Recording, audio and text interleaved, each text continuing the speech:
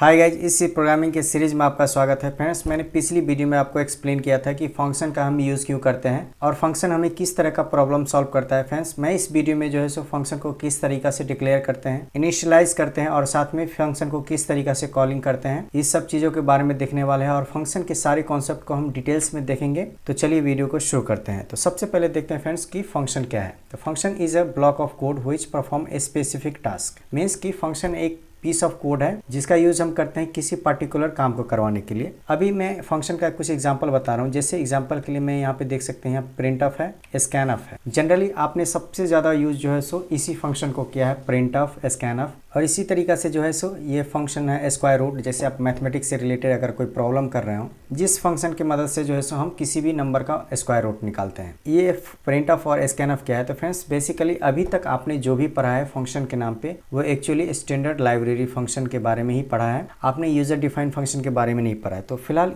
Standard library function क्या है और यूजर डिफाइंड फंक्शन क्या है, इससे पहले देखते हैं कि कितने टाइप का होता है फंक्शन। तो पहला होता है स्टैंडर्ड लाइब्रेरी फंक्शन और दूसरा होता है यूजर डिफाइंड फंक्शन। तो फ्रेंड्स, ये स्टैंडर्ड लाइब्रेरी फंक्शन क्या होता है? ऐसा फंक्शन जिसका जो मीनिंग होता है किसी पर्टिकुलर हेडर फाइल्स में डिफाइन किया जाता है और उसका मीनिंग सबके लिए सेम होता है, उसको हम लाइब्रेरी फंक्शन बोलते हैं। जैसे मैं इसको एक एग्जांपल से एक्सप्लेन कर रहा हूँ। जैसे फ्रेंड्स, आप यहाँ पे देख सकते हैं, मैंने एक मेन फंक्शन लिया है। इसमें एक एक्स नाम का वेरिएबल है जिसका टाइप इंटीजर है और प्रिंट ऑफ फंक्शन के हेल्प से मैं यहाँ पे एक मैसेज प्रिंट करवा रहा हूँ। स्कैन ऑफ फंक्शन के हेल्प से जो है सो यहाँ पे एक्स नाम के वेरिएबल में यूजर से कुछ इनपुट ले रहा हूँ। जैसे एग्जांपल के लिए, अगर सपोज हमारा यूजर जो है सो अगर कोई वैल्यू प्रेस करता है, जैसे एग्जांपल के लिए उसने 6 को प्रेस किया, तो हमारा एक्स का वैल्यू कितना हो जाएगा? 6। और हमारा जो है सो कितना प्रिंट हो जाएगा? 6। बट फ्रेंड्स, आप यहाँ पे देख सकते हैं हमने दो फंक्शन यूज किया है। बेसिकली प्रिंट ऑफ का यूज क्या होता है? हमें किसी मैसेज को प्रिंट करवाना। और इस फंक्शन को यूज करने के लिए अगर हम इस प्रोग्राम को रन करेंगे तो आपको फिलहाल अभी क्या मिलेगा? अभी आपको एरर मिलेगा। क्यों?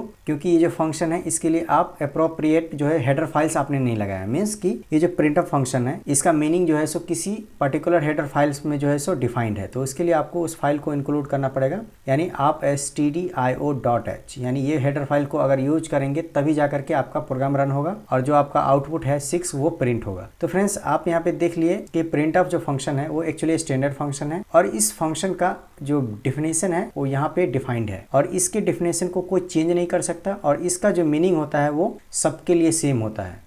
स्कैन अप का मतलब होगा यूजर से कुछ इनपुट लेना। उसी तरीका से अगला एग्जांपल है, जैसे यहाँ पे देख सकते हैं कि मैंने यहाँ पे दो वेरिएबल लिया है और प्रिंट ऑफ के हेल्प से जो है मैं फिर से इस मैसेज को प्रिंट करवा रहा हूँ। उसके बाद स्कैन ऑफ के हेल्प से जो है मैं एक्स नाम के वेरिएबल में सपोज मैं वैल्यू को स्टोर कर रहा हूँ। अगर हमारे यूजर 36 एंटर करता है और यहाँ पे देख सकते हैं फ्रेंड्स, हमने कौन सा फंक्शन यूज किया है? Square root. और एक्स का वैल्यू कितना है? यहाँ पे अभी 36 है और ये फंक्शन क्या करेगा? इस नंबर का स्क्वायर रूट देगा। यानी इसका वैल्यू कितना होना चाहिए? 6 और हमें वाई में जो है सो स्टोर हो जाएगा और इसको जैसे प्रिंट करेंगे तो हमारा वैल्यू कितना आना चाहिए? 6। जबकि 6 नहीं आएगा, आपका एरर आने वाला है। क्योंकि आपने क्या किया है? क्योंकि प्रिंट ऑफ और स्कैन ऑफ नाम के फंक्शन के लिए इसके लिए आपने हेडर फाइल नहीं लगाया। जैसे सबसे पहला हेडर फाइल की आपको जो है सो stdio.h जो है सो आपको लगाना पड़ेगा, क्योंकि प्रिंट ऑफ और स्कैन ऑफ फंक्शन की डिफिनेशन इसी हेडर फाइल्स में है। उसी तरीका से स्क्वायर रूट क्या है? एक मैथमेटिक्स फंक्शन है, तो इसके लिए आपको जो है सो सेम इंक्लूड और उसके बाद जो है सो math.h आपको हेडर फाइल ऐड करना पड़ेगा। स्क्वायर रूट जो स्टैंडर्ड लाइब्रेरी फंक्शन है इसका डिफिनेशन math.h नाम के हेडर फाइल में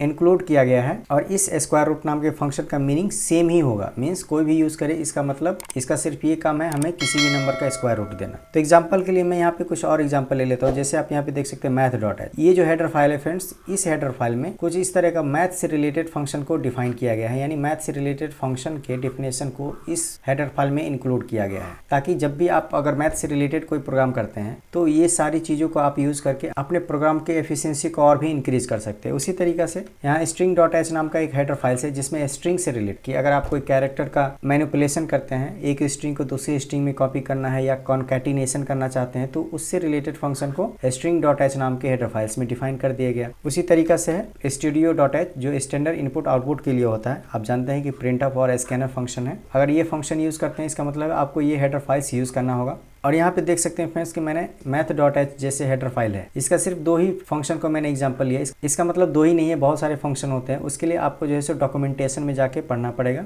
तो आई होप कि आपको जो है सो लाइब्रेरी फंक्शन क्लियर हो गया होगा। अब चलिए देखते हैं कि यहाँ पे यूजर डिफाइंड फंक्शन क्या होता है, इसे किस तरीका से डिक्लेयर करते हैं। तो सबसे पहले यूजर डिफाइंड फंक्शन में फ्रेंड्स सबसे पहला कंपोनेंट होता है फंक्शन डिक्लेरेशन, उसके बाद होता है कि फंक्शन डेफिनेशन और देन होता है फंक्शन कॉलिंग। तो इसको किस तरीका से डिक्लेयर करते हैं, तो उसके लिए यहाँ पे सिंटैक्स लिखा हुआ है। सबसे पहले आपको लिखना है रिटर्न टाइप, उसके बाद फंक्शन का नेम लिखना है और उस फंक्शन में आप क्या क्या आर्गुमेंट पास कर। यहाँ पे पैरामीटर और आर्गुमेंट सेम ही चीज है और यहाँ पे आपको सेमीकोलन दे देना है। और उसी तरीका से फंक्शन डिफिनेशन के लिए आपको सेम ही रखना है, रिटर्न टाइप भी सेम ही होगा। फंक्शन नेम, यहाँ पैरामीटर या आर्गुमेंट का जो लिस्ट है, जितने नंबर ऑफ पैरामीटर आपके डिक्लेरेशन में होगा उतना ही नंबर ऑफ आर्गुमेंट जो है सो आपके डेफिनेशन में ही होगा। और उसके बाद इसके अंदर आपको डिफाइन करना है कि आपको एग्जैक्टली काम क्या करवाना है उस फंक्शन से। उसके लिए आप यहाँ पे कंप्यूटेशनल वर्क या कोई भी काम करवाने के बाद अगर आप उस वैल्यू रिटर्न करना चाहते हो तो यहाँ से आप रिटर्न कर देंगे। और यहाँ पे लास्ट में देख सकते हैं मेन फंक्शन में हम इस फंक्शन को हम यहाँ से कॉल कर रहे हैं। तो कॉल करने के लिए सिंपल आपको जो है सो इस फंक्शन का नाम लिखना है। अगर आप आर्गुमेंट पास करना चाहते हैं तो यहाँ पे पैरेंथिस में आप यहाँ से आर्गुमेंट भी पास कर सकते। तो चलिए एग्जांपल देख। तो मैंने पिछली वीडियो में सम नाम के फंक्शन को एक्सप्लेन किया था, इस वीडियो में भी सम नाम के फंक्शन ही है। तो यहाँ पे देख सकते हैं ये क्या है, फंक्शन डिक्लेरेशन। तो सबसे पहले रिटर्न टाइप क्या है, यहाँ पे वॉइड, यानी ये फंक्शन हमारा कुछ भी रिटर्न नहीं कर रहा है। और कई आगे एग्जांपल देखेंगे जिसमें कई बार फंक्शन हमारा रिटर्न कर रहा होगा कुछ न कुछ वैल्यू। और उसके बाद यहाँ पे देख सकते हैं कि यहाँ पे क्या है, फंक्शन का नेम और यहाँ पे पैरेंथिस है। फ्रेंड्स फंक्शन को पहचानने का यही तरीका होता है कि उसके नाम के आगे जो है सो यहाँ पे पैरेंथिस लगा होता है और यहाँ पे आपको सेमीकोलन देना है। आपको हमेशा डिक्लेरेशन पार्ट में आपको सेमीकोलन देना है, बट आपको डेफिनेशन वाले पार्ट में नहीं देना है। उसके बाद यहाँ पे देख सकते हैं फंक्शन डेफिनेशन। फंक्शन डेफिनेशन जहाँ पे हमें जो पार्टिकुलर काम करवाना है, कोई कंप्यूटेशनल वर्क करवाना है, तो उसके लिए भी आप यहाँ देख सकते हैं रिटर्न टाइप नेम सेम ही होगा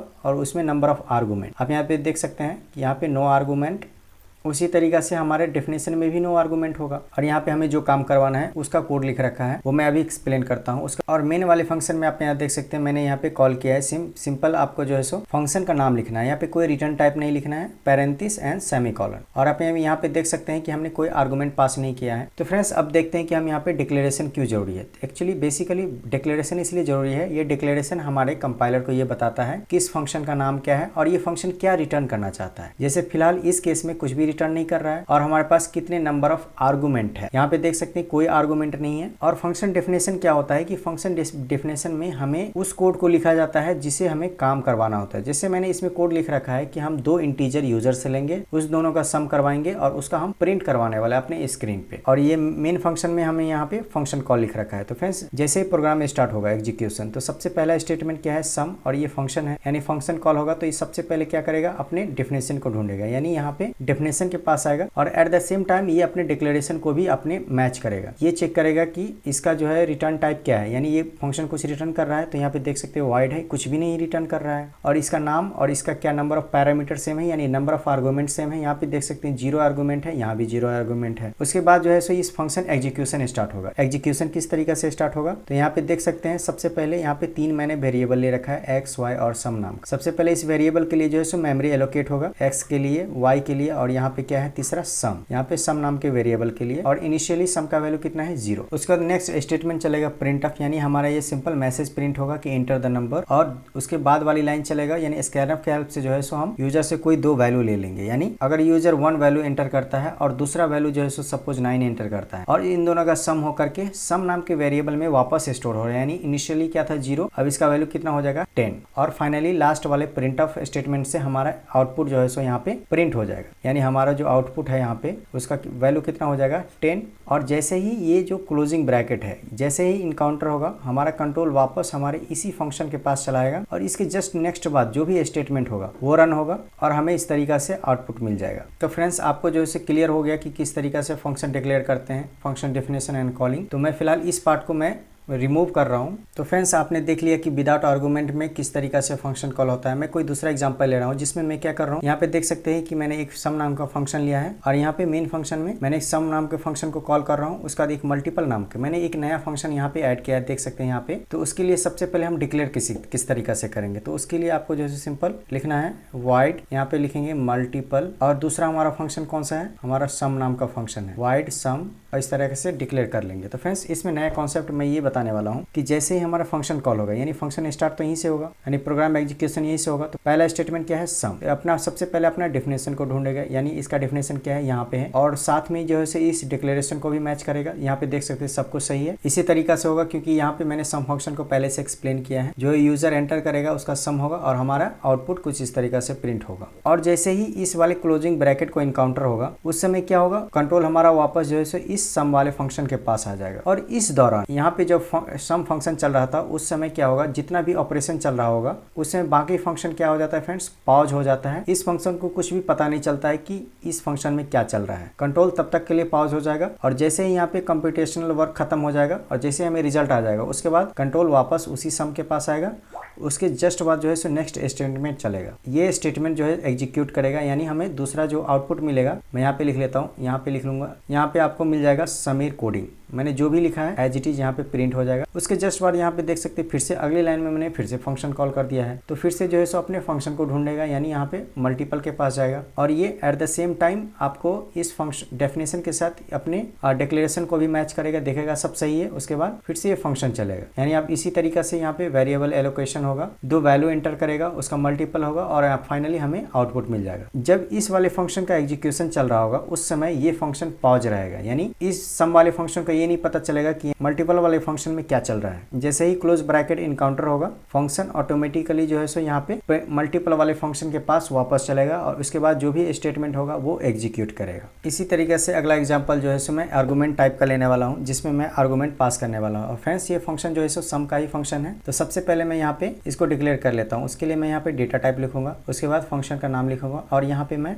इसके आर्गुमेंट की टाइप लिखने वाला हूँ। यहाँ पे सेमी कॉलन दे देता हूँ और उसके बाद जो है सो मैं यहाँ पे इस फंक्शन को डिफाइन करता हूँ, इंट सम, और यहाँ पे मैं आर्गुमेंट दूंगा। जैसे मैं यहाँ पे मुझे दो इंटीजर चाहिए, जैसे int A and int B.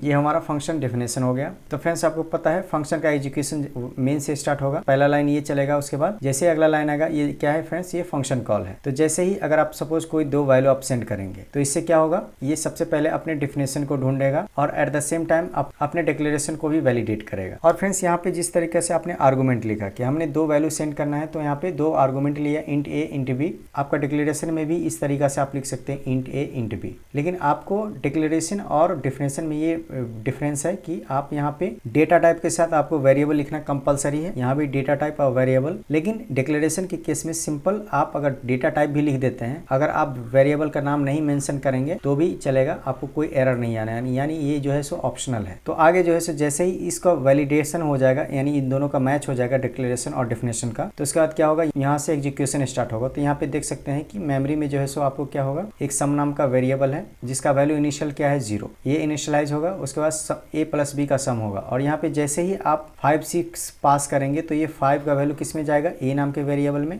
और 6 का वैल्यू किस में जाएगा, बी नाम के वेरिएबल में। यहाँ पे जो है सो ए और बी नाम का वैल्यू भी जो है सो यहाँ पे डिक्लेयर होगा और ए का वैल्यू कितना होगा 5 और बी का वैल्यू 6, और इन दोनों का सम होने के बाद सम का वैल्यू कितना हो जाएगा, अपडेट होकर के कितना हो जाएगा, इस दोनों का सम हो जाएगा, यानी 11 हो जाएगा। और जैसे ही रिटर्न करेंगे, रिटर्न सम को कर रहा हूँ, यहाँ पे देख सकते हैं ये क्या कर रहा है, इंटीजर रिटर्न कर रहा है और इंटीजर में क्या रिटर्न कर रहा है, सम, और सम का वैल्यू कितना है 11। और इस तरीका से हमारे इस फंक्शन के पास आ जाएगा, इस टोटल का वैल्यू हो जाएगा आपको 11। और फाइनली इस 11 को मैं कहाँ पे स्टोर कर रहा हूँ, एक्स नाम के वेरिएबल में, और इसको प्रिंट करने के बाद हमारा आउटपुट क्या हो जाएगा, फाइनल हमारा आउटपुट हो जाएगा 11। यहाँ पे इस तरीका से प्रिंट हो जाएगा। और इसमें समझने वाली बात यह है कि फ्रेंड्स हमारे फंक्शन में जो भी ऑपरेशन होता है, ये जो हमारा ए और बी जो है सो हमारा ये फॉर्मल आर्गूमेंट है, फॉर्मल आर्गूमेंट है। आर्गूमेंट को मैं ARG लिख रहा हूँ और यहाँ पे जो 5 और 6 है ये एक्चुअल आर्गूमेंट है। और फंक्शन में जब भी आप स्टडी करेंगे तो फ्रेंड्स आपको दो टर्म आपको देखने मिलेगा, called function and calling function. तो कॉलिंग फंक्शन वो होता है जो कॉल करता है, यानी यहाँ पे सम जो है सो कॉलिंग फंक्शन है। और किस फंक्शन को कॉल किया गया है, तो इस फंक्शन को कॉल किया गया है, इसीलिए इसको कॉल्ड फंक्शन बोलेंगे। और एक और इम्पोर्टेंट बात है कि फ्रेंड्स यहाँ पे देख सकते हैं आर्गूमेंट जो है यहाँ पे, और ये दोनों आर्गूमेंट है, ये total number of argument same होने चाहिए। अगर आप सपोज यहाँ पे 2 सेंड कर रहे हैं तो यहाँ पे आर्गूमेंट रिसीव करने के लिए ही इक्वल नंबर ऑफ आर्गूमेंट होना चाहिए। और दूसरी चीज, इसका जो डेटा टाइप है, जैसे 5 और 6 का डेटा टाइप क्या है, इंटीजर, इसका भी डेटा टाइप सेम होना चाहिए। अगर इनकेस मिसमैच होता है, ये इंटीजर है, अगर यहाँ पे अगर सपोज कोई कैरेक्टर टाइप का होगा तो उस केस केस में आपको जो है सो यहाँ पे एरर दे देगा। और फ्रेंड्स जैसे ही हमारा ये फंक्शन जो है सो जैसे वैल्यू रिटर्न करेगा उस समय जो है सो इस वेरिएबल का स्कोप खत्म हो जाएगा, यानी ये वेरिएबल जो है सो फिर से रिलीज हो जाएगा। यानी इस वेरिएबल को, ये सम ए और बी नाम के वेरिएबल को मैं फिर से यूज कर सकता हूँ। यानी इस वेरिएबल यहाँ पे जो ए और बी है इसका स्कोप सिर्फ इसी फंक्शन तक है, और यहाँ पे जो भी वेरिएबल है जैसे एक्स, तो इसका स्कोप जो है सो मेन फंक्शन तक ही है। तो फ्रेंड्स ये जो है सो फंक्शन का डेफिनेशन है और ये फंक्शन का डिक्लेरेशन है। जनरली फंक्शन के जो डिक्लेरेशन है वो हमें रिकमेंड किया जाता है कि गुड प्रैक्टिस है, बट कुछ केसेस में आप इस चीज को अवॉइड भी कर सकते हो। अगर इन केस अगर इस डिक्लेरेशन को नहीं भी लगाते हो उसमें भी आपको जो है सो एरर नहीं आएगा, एक वार्निंग देगा और फिर से वो आपका प्रोग्राम चल जाएगा। जैसे आप यहाँ पे देख सकते हैं फ्रेंड्स, ये मेन फंक्शन है, फंक्शन का एग्जीक्यूशन तो यहीं से स्टार्ट होगा। आप यहाँ पे देख सकते हो मैं यहाँ पे फंक्शन कॉल कर रहा हूँ, बट उससे पहले मैंने इस फंक्शन को डिफाइन कर लिया है। इन केस अगर आप फंक्शन को डिक्लेयर नहीं भी करते हैं तो इसमें एक सिंपल सा वार्निंग मिलेगा और आपका प्रोग्राम चल जाएगा। बट किस केस में आपका जो है सो एरर आएगा, तो आप यहाँ पे देख सकते हैं सेम फंक्शन लिखा है फ्रेंड्स। यहाँ पे इस केस में मैंने पहले डिफाइन किया था और उसके बाद मैं यहाँ पे कॉल कर रहा था, लेकिन इस केस में आप देख सकते हैं मेन फंक्शन ऊपर है, मैं यहाँ सबसे पहले कॉल कर रहा हूँ और उसके बाद मैंने डिफाइन किया। जैसे ही फंक्शन को कॉल करूंगा तो आप यहाँ पे देख सकते हैं कि यहाँ पे कोई डिक्लेरेशन पार्ट हमने नहीं लगाया है, तो उस केस में क्या होगा कि ये फंक्शन बाय डिफॉल्ट एज्यूम करेगा कि हमें जो रिटर्न टाइप हमें सेंड करना है वो इंटीजर होगा। लेकिन जैसे ही ये अपने डेफिनेशन को ढूंढता है तो आप यहाँ पे देख सकते हैं इसका डेफिनेशन क्या दे रहा है, नथिंग, यानी ये वॉइड, ये कुछ भी रिटर्न नहीं कर रहा है। तो इस केस में क्या हो जाएगा, कॉन्फ्लिक्ट हो जाने से क्या होगा, आपको यहाँ पे एरर देगा। अगर आप यहाँ पे इसका डिक्लेरेशन कर देते हैं जैसे यहाँ पे कुछ इस तरीका से, इस केस में आपको प्रोग्राम सही से चलेगा और किसी तरह का एरर नहीं आएगा। अगला एग्जांपल है फ्रेंड्स, यहाँ पे देख सकते हैं यहाँ पे मेन फंक्शन है और यहाँ पे मैंने कैरेक्टर टाइप का एक पी वेरिएबल डिक्लेयर किया है और यहाँ पे एक फन नाम का फंक्शन है जिसका डेफिनेशन यहाँ पे है। आप देख सकते हैं मैंने डेफिनेशन को डिफाइन करने से पहले मैं यहाँ पे कॉल कर रहा हूँ। तो सबसे पहले क्या होगा, ये एज्यूम करके चलेगा कि हमारा जो रिटर्न टाइप होगा, डिफॉल्ट केस होता है फ्रेंड इंटीजर, तो ये फंक्शन क्या समझेगा कि हमें इंटीजर कुछ रिटर्न मिलने वाला है। लेकिन जैसे ही अपने फंक्शन को देखेगा तो ये क्या होगा, यहाँ पे देख सकते हैं ये फन जो है हमें कैरेक्टर टाइप का रिटर्न कर रहा है। यहाँ भी जो है सो क्या हो जाएगा, कॉन्फ्लिक्ट हो जाएगा। अब यहाँ पे आपको जो है सो यहाँ पे प्रोग्राम में आपको एरर देखने को मिलेगा। तो इस केस में जो है सो आपको यहाँ पे डिफाइन करना पड़ेगा और उसके डेटा टाइप को मेंशन करना पड़ेगा कि क्या हमें रिटर्न देने वाला है। अगर आप फिर से यहाँ पे डिक्लेरेशन पार्ट ऐड कर देंगे तो ये आपका एरर रिमूव हो जाएगा और ये फंक्शन जो है यहाँ पे आपका रन हो जाएगा। और फ्रेंड्स मैंने आपको यहाँ पे एक और चीज बताया था कि यहाँ पे मैंने जो वैल्यू यहाँ पे सेंड कर रहा हूँ वो एज इट इज यहाँ पे कॉपी हो जा रहा है, यानी ए का वैल्यू कितना है 5 हो जा रहा है और बी का वैल्यू 6 हो जा रहा है। लेकिन फ्रेंड्स आगे हम वीडियो में देखने वाले हैं कि हम यहाँ पे डायरेक्ट वैल्यू ना सेंड करके हम कभी कभी हम यहाँ पे एड्रेस भी सेंड कर सकते हैं। यानी हमने यहाँ पे जो 5 लिखा है इस वेरिएबल का भी तो कुछ ना कुछ एड्रेस होगा, यहाँ पे मैंने जो 6 सेंड किया है उसका भी तो कुछ वेरिएबल का एड्रेस होगा। तो हम कभी कभी जो है इससे हम एड्रेस भी सेंड कर सकते हैं इस वेरिएबल का। उसके बाद फर्दर उसे मैनिपुलेट कराएंगे, इसे call by value and call by address बोलते हैं, जो कि नेक्स्ट वीडियो में मैं आपको एक्सप्लेन करूंगा। तो आशा करता हूँ कि आपको मैंने फंक्शन के सारे कॉन्सेप्ट को डिटेल्स में एक्सप्लेन कर दिया है। अब चलिए मैं आपको VS कोड पे मैं प्रोग्राम रन करके दिखाता हूँ। तो सबसे पहले फ्रेंड्स VS कोड ओपन होने के बाद आपको इस प्लस पे क्लिक करना है और यहाँ पे कुछ फाइल का नाम दे देंगे। मैं यहाँ पे दे रहा हूँ function.c। एंटर हिट करने के बाद ये फाइल जो है सो आपको यहाँ पे ओपन हो जाएगा। तो फ्रेंड्स VS कोड ओपन होने के बाद आप यहाँ पे देख सकते हैं हमने एक बेसिक सा कोड लिख रखा है जिसमें यहाँ पे देख सकते हैं हेडर फाइल्स हैं और मेन फंक्शन में मैंने 2 डिजिट को सम करने के लिए यहाँ पे देख सकते हैं 3 वेरिएबल लिया है और यहाँ पे सम इक्वल टू कितना है 0। और मैं यहाँ पे यूजर से 2 मैं वैल्यू ले रहा हूँ और उसको x और y नाम के वेरिएबल में इंसर्ट करा रहा हूँ। उसके बाद मैं यहाँ पे इसको इन दोनों का सम कर देंगे, यानी x प्लस y कर देंगे। इन दोनों का सम किस में स्टोर हो जाएगा, सम नाम के वेरिएबल में। उसके बाद मैं इसको जो है सो प्रिंट करवा लेता हूँ। यहाँ पे लिखेंगे मॉडुलस t और कॉमा देकर इस वेरिएबल का नाम लिखेंगे। मैंने आपको एक्सप्लेन किया था स्टैंडर्ड लाइब्रेरी फंक्शन मीन्स कि ऐसा फंक्शन यहाँ पे देख सकते हैं प्रिंट ऑफ और स्कैनऑफ, ये दोनों स्टैंडर्ड लाइब्रेरी फंक्शन है और इसका डिफिनेशन किस हेडर फाइल्स में है, stdio.h नाम के फाइल में है। अभी मैं इसको जो है सो कंट्रोल S करने के बाद सेव करने के बाद मैं इसको रन करके दिखाता हूँ। आप यहाँ पे देख सकते हैं कोई 2 वैल्यू लेंगे यहाँ पे और इसका हमें सम यहाँ पे देखने को मिलेगा। फ्रेंड्स मैंने बताया था कि अगर ये दोनों फंक्शन है और इसका डेफिनेशन और डिक्लेरेशन अगर इस वाले हेडर फाइल्स में है, अगर इस हेडर फाइल्स को नहीं लगाएंगे तो हमें क्या मिलेगा, एरर। तो मैं इसे कमेंट आउट कर देता हूँ और मैं फिर से एक बार रन करके दिखाता हूँ। आप यहाँ पे देख सकते हैं warning incompatible implicit declaration of built in function means की यहाँ पे देख सकते हैं अगला लाइन में include stdio.h which provides declaration of scanf means in दोनों फंक्शन का डेफिनेशन किस में है, stdio.h में है। तो इसीलिए हमें स्टैंडर्ड लाइब्रेरी फंक्शन के केस में उसके रिस्पेक्टिव हेडर फाइल्स को लगाना जरूरी होता है। अब चलिए देखते हैं कि फंक्शन को। तो तो फ्रेंड्स हम लोगों ने देखा था सम फंक्शन को कुछ हम लोगों ने इस तरीका से डिक्लेयर किया था, फिर उसको हमने यहाँ पे डिफाइन किया था और यहाँ पे मेन फंक्शन में उसे मैंने कॉल किया था। और फंक्शन को डिफाइन में हमने क्या लिखा था, 3 वेरिएबल लिया और यहाँ से यूजर से कोई 2 वैल्यू जो है सो मैं ए और बी नाम के वेरिएबल में यहाँ पे इंटर करवा लेंगे और उसके बाद जो है सो सम नाम के वेरिएबल में इस ए और बी के सम को मैं यहाँ पे स्टोर कर दूंगा और लास्ट में जो है सो इस प्रिंटअप के हेल्प से जो है सो मैं इसे प्रिंट करवाने वाला हूँ। उसके लिए क्या करेंगे, यहाँ पे आपको सिंपल लिख देना है सम। और फ्रेंड्स इसको मैं आपको रन करके दिखाता हूँ। यहाँ पे देख सकते हैं इंटर द नंबर, यानी कोई 2 नंबर यहाँ पे लेंगे, आप यहाँ पे देख सकते हैं उन दोनों का यहाँ पे हमें सम मिल जाएगा। और दूसरा केस लिया था मैंने, यहाँ पे देख सकते हैं कि ये नो आर्गूमेंट वाला है। अगर हमें आर्गूमेंट लेना होगा तो हम किस तरीका से लेंगे, अगर सपोज यहाँ मैं कॉल कर रहा हूँ, यहाँ पे मैं 2 वैल्यू सपोज सेंड कर रहा हूँ 5 और 6, तो हमें नंबर ऑफ आर्गूमेंट कितना है, 2 है। तो इसीलिए हमारे डेफिनेशन में भी नंबर ऑफ 2 आर्गूमेंट होना चाहिए और इसके डेटा टाइप भी सेम होना चाहिए। जैसे इंटीजर टाइप है तो हम यहाँ पे इंटीजर ही लेंगे और यहाँ पे मैं ए और बी नाम का वेरिएबल ले रहा हूँ। इस केस में देख सकते हैं फ्रेंड्स आपको कोई भी वेरिएबल यूजर से लेने की जरूरत नहीं है, इसलिए इस दोनों लाइन को मैं हटा रहा हूँ। इस दोनों को हटाने के बाद आपने यहाँ पे देख सकते हैं सम को यहाँ पे a प्लस बी को ऐड करना है और यहाँ पे सम में स्टोर करना है और इसे हमें रिटर्न कर देना है। मैं इस लाइन को मिटा रहा हूँ और यहाँ पे लिखेंगे हम रिटर्न सम कि हमें इस फंक्शन से इस दोनों वैल्यू को सम कराएंगे और इसका हमें रिटर्न कर दो। तो इस फंक्शन का रिटर्न टाइप क्या हो जाएगा, जो सम का रिटर्न टाइप है, सम क्या है, इंटीजर टाइप है, तो यहाँ पे मैं लिख दूंगा इंटीजर। और डिफिनेशन में ये रिटर्न टाइप इसका इंटीजर है तो हमारा डिक्लेरेशन में भी क्या होगा, इसका रिटर्न टाइप इंटीजर ही होगा। और साथ में इसे आर्गूमेंट भी यहाँ पे लिखना पड़ेगा। आप यहाँ पे देख सकते हैं, यहाँ पे सेम टू सेम भी लिख सकते हैं, कोई अलग भी लिख सकते हैं।